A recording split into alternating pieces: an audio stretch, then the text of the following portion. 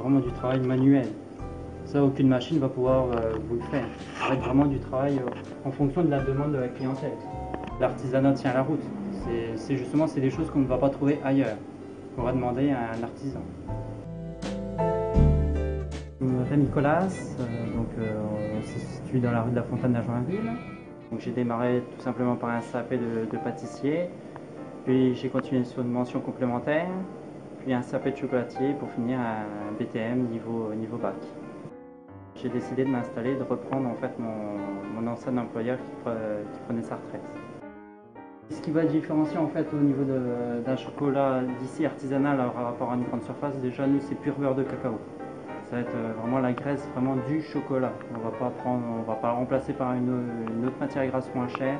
On va travailler vraiment des produits nobles. C'est pour ça aussi qu'au niveau tarif, on est un peu plus cher parce que c'est vraiment de la qualité.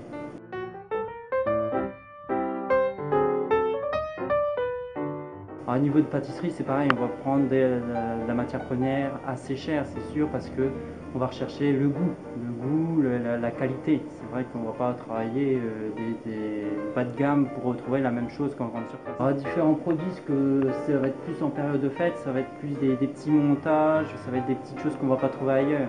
Par exemple, c'est vraiment du travail manuel.